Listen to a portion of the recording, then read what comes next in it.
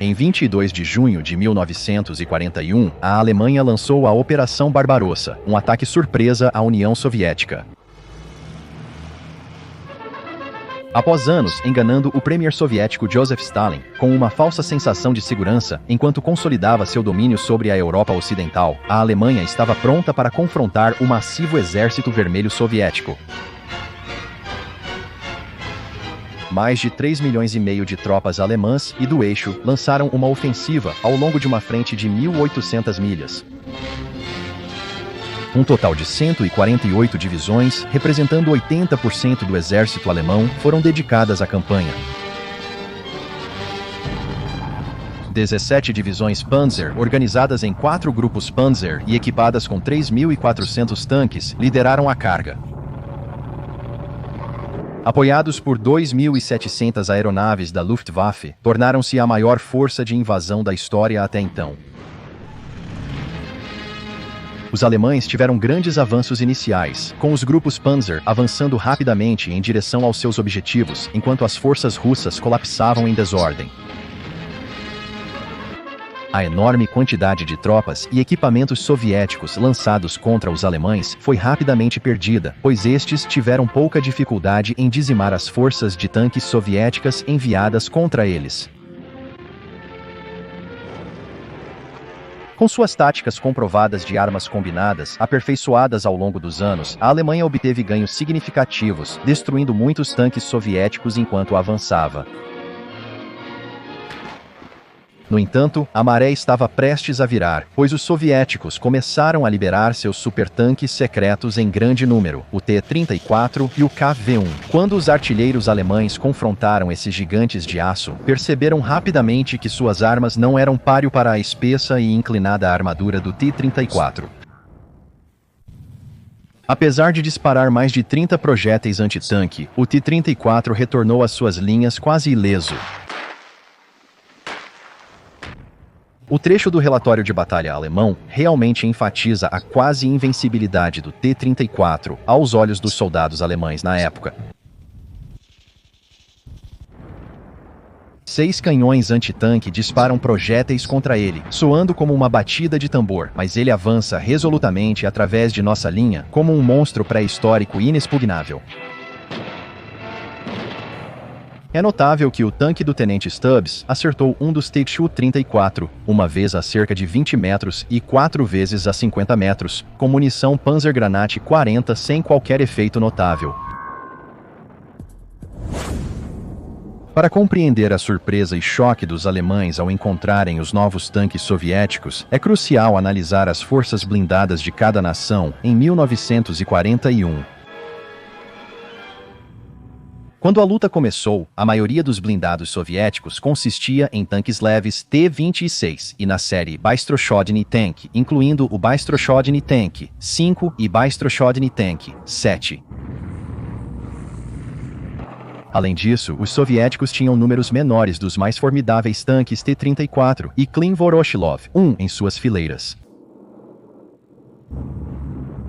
Neste ponto, a Alemanha estava eliminando a produção do Panzer II, sendo a variante mais recente, o Panzer IIF.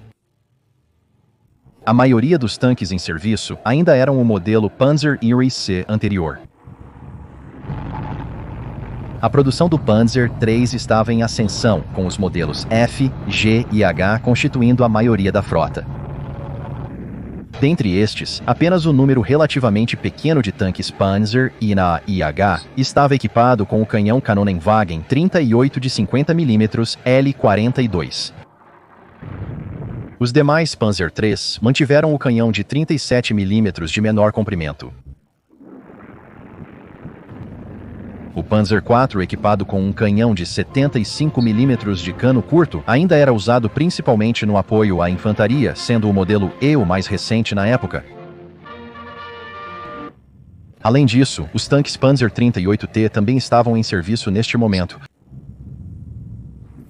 Então aqui está a situação.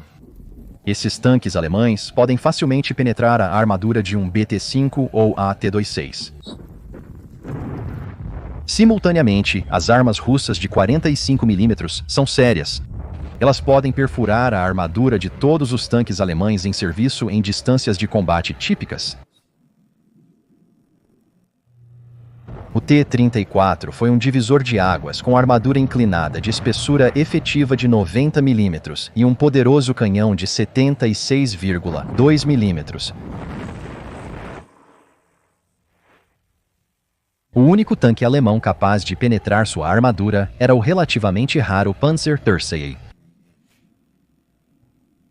Contudo, mesmo o canhão de 50 mm deste tanque só penetrava a armadura do T-34 a curta distância e ângulos mais planos, especificamente dentro de 100 metros.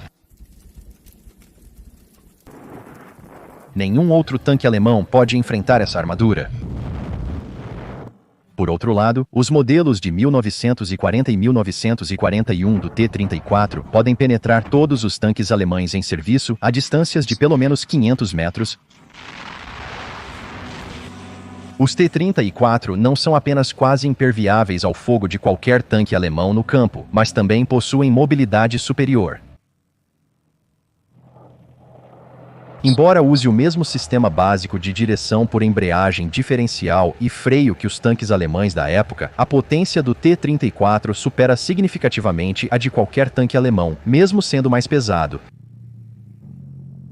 Suas largas esteiras e baixa pressão no solo permitiam que ele atravessasse terrenos macios, onde os tanques alemães frequentemente atolavam, uma vantagem crucial no desafiador terreno da Frente Oriental. Os alemães, que enfrentavam uma oposição desafiadora, mas gerenciável, de repente encontram um tanque quase impermeável ao seu fogo, capaz de destruir qualquer coisa que tenham a pelo menos 400 metros de distância, e mais rápido que todos os seus veículos. As únicas formas de destruir os T-34 eram engajá-los com um tanque raro e ter sorte, chamar suporte aéreo ou artilharia, ou atraí-los para minas ou canhões flak de 88 mm, pois nenhum canhão antitanque alemão da época penetrava sua armadura. Como resultado, os alemães evitavam estrategicamente batalhas diretas de tanques com T-34 ou Klein Voroshilov 1 sempre que possível. Historiadores acreditavam que os novos tanques estavam em pequenas quantidades no exército, mas pesquisas recentes mostram o oposto. Esses tanques estavam concentrados em formações específicas, como o corpo mecanizado. Entre o corpo mecanizado, 4 formações se destacavam por seu bom equipamento. No dia da invasão alemã, cerca de 70% de todos os tanques T-34 e Klein Voroshilov produzidos naquela época estavam concentrados no 4º, 6º, 8º e 15º Corpo Mecanizado. O 6º Corpo Mecanizado operava em Białystok e os outros estavam estacionados na Ucrânia Soviética. Seus encontros com tanques alemães aconteceram durante ou antes da Batalha de Brody. No começo da Operação Barbarossa, batalhas de tanques eram raras, pois os alemães evitavam confrontar diretamente a armadura soviética, preferindo contorná-la quando possível. Os esforços para destruir os tanques T-34 e Klein Voroshilov focaram em imobilizá-los, visando suas esteiras, seguidos pelo uso de artilharia de campo, armas antiaéreas ou ataques de curto alcance com granadas de carga moldada para explodi-los. O 4º e o 6º Corpo Mecanizado perderam quase todos os seus tanques T-34 e Klein Voroshilov durante movimentos, e não devido a ataques alemães. Ambos os corpos tentaram contra-ataques contra a infantaria alemã, mas esses esforços tiveram impacto mínimo e passaram despercebidos. O 15º Corpo Mecanizado teve um destino semelhante após 26 de junho. Nas fases iniciais da guerra, os soviéticos tendiam a usar seus tanques T-34 em ataques frontais excessivamente agressivos. Isso favoreceu as forças e táticas anti-tanque alemãs, resultando em grandes perdas de tanques. Nas 2 primeiras semanas da invasão, a União Soviética perdeu a maioria de seus tanques T-34 Klin-Voroshilov e os mais antigos. Para surpresa dos alemães, os soviéticos estavam implantando um número crescente de T-34 para compensar suas perdas, superando muito as projeções originais da Alemanha. Em 1942, no seu quartel-general Toca do Lobo, Adolf Hitler comentou o seguinte sobre os tanques T-34 para seus líderes militares: "Se eu soubesse que havia tantos deles, eu teria pensado 2 vezes antes de invadir."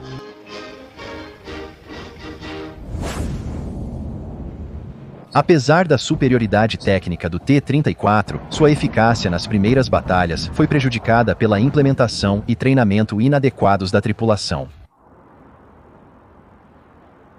Muitos motoristas tinham menos de 5 horas de experiência ao volante, os artilheiros nunca haviam operado um canhão de tanque e algumas equipes nunca tinham visto o T-34 antes da guerra. Isso resultou em decisões equivocadas, manutenção precária e falha em explorar todo o potencial do tanque. Taticamente, o T-34 era inferior aos tanques alemães na Barbarossa, por combinar os papéis de comandante e artilheiro em um único tripulante.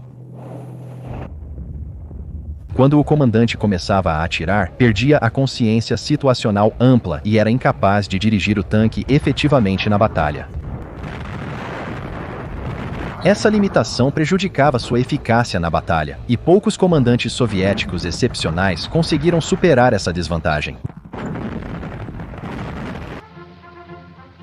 O papel duplo deixou o T-34 inferior aos tanques alemães Panzer III e IV, que tinham funções dedicadas para o comandante e o atirador.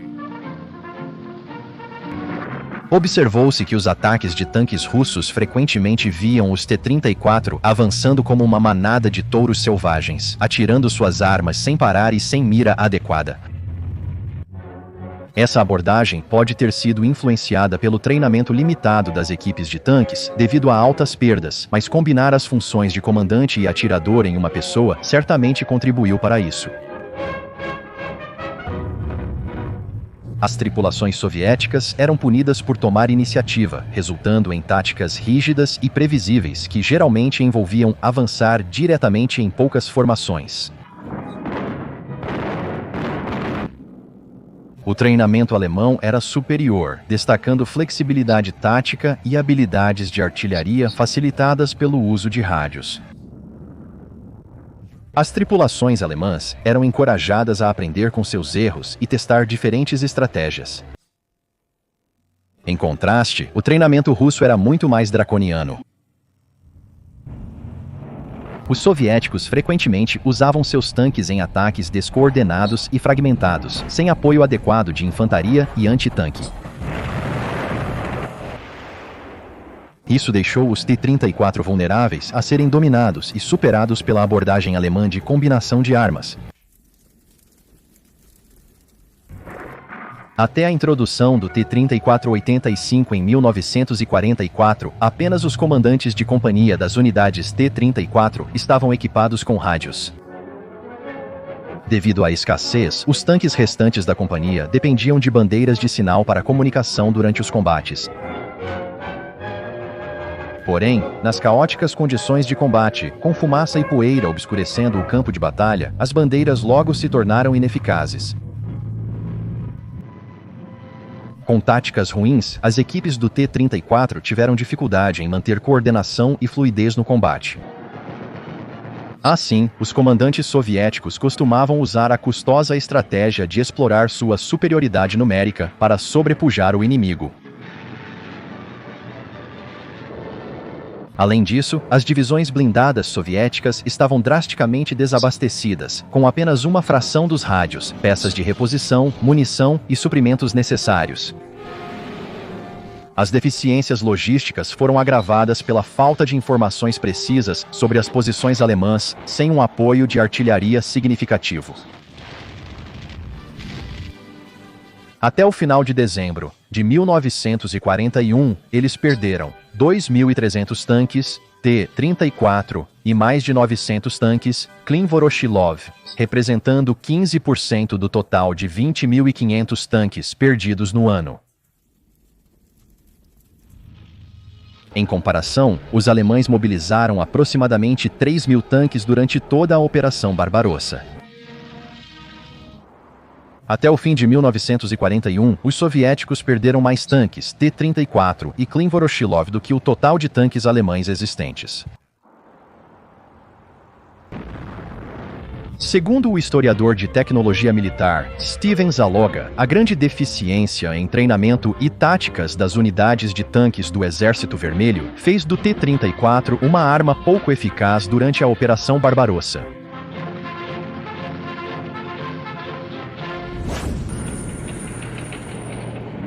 Em 4 de outubro de 1941, a 4ª Divisão Panzer, que fazia parte do Grupo Panzer II do general Heinz Guderian, enfrentou um revés significativo em Sensk, perto de Orel. Em resposta, Guderian pediu um inquérito sobre as realidades da guerra de tanques na frente oriental e sugeriu que uma solução rápida poderia ser produzir uma cópia direta do T-34. Em 20 de novembro, uma comissão especial de Panzers chegou à frente oriental para avaliar o T-34. O Departamento de Armas concluiu que copiar o T-34, como Guderian havia proposto, seria desafiador devido às quantidades necessárias de liga de aço e motores a diesel. Eles recomendaram um novo tanque médio alemão, incorporando 3 características do T-34: canhão longo e saliente, excelente mobilidade fora de estrada com grandes esteiras, e armadura inclinada e vidrada para proteção aprimorada com espessura moderada. Embora centenas de T-34s tenham sido encontrados abandonados pelos alemães em avanço, não foi até dezembro de 1941 que um exemplo chegou ao Centro de Testes de Veículos Motorizados de Kummersdorf para uma avaliação completa. A avaliação concluiu que o T-34 era superior tanto ao Panzer III quanto ao IV em termos de proteção, mobilidade e poder de fogo. Suas esteiras largas geravam menor pressão no solo, resultando em desempenho muito superior aos Panzers de esteiras estreitas em terrenos acidentados. No relatório final, foi afirmado que o T-34 era um tanque bem projetado e, nas circunstâncias, a solução mais prática seria simplesmente copiá-lo. Hitler respondeu rapidamente ao desafio imposto pelo T-34 às antigas forças Panzer do Reich, criando o Ministério para Armas e Munições sob Fritz Todt, depois supervisionado por Albert Speer. Foi principalmente devido ao envolvimento direto de Hitler que o canhão antitanque de 75 mm substituiu os obsoletos de 37 mm e 50 mm, e os canhões de cano curto nos tanques alemães foram atualizados para os mais longos de 75 mm e 88 mm. Sob sua liderança, tanques avançados como o Panther, Tiger e King Tiger foram criados para modernizar as forças blindadas alemãs. Os números impressionantes de produção também foram cruciais. Hitler lamentou sua decisão de invadir a enorme União Soviética, mas era tarde para recuar. Entre 1939 e 1945, o Terceiro Reich produziu cerca de 20.000 tanques. Apesar dos métodos de produção eficientes do ministro de Armamentos, Albert Speer, os soviéticos superaram amplamente a produção alemã, com quase 55.000 tanques T-34 saindo das linhas de montagem para os campos de batalha da Europa Oriental. Assim, o enorme sucesso do Exército Vermelho com o T-34 teve um impacto profundo nos designs de veículos blindados de seus principais adversários durante o restante da guerra. Essa influência se estendeu aos aliados ocidentais, especialmente no noroeste da Europa em 1944 a 1945, quando enfrentaram os avançados panzers alemães em batalha. A eficácia do T-34 fez todos os lados repensarem suas estratégias e designs blindados. A presença do T-34 em 1941 provou ser um choque rude para os alemães. Comparado a outros tanques soviéticos, o T-34 foi capaz de enfrentar e destruir os melhores panzers alemães. Em várias modificações, e apesar de alguns contratempos, o T-34 se manteve até o fim da guerra nas ruínas de Berlim em 1945,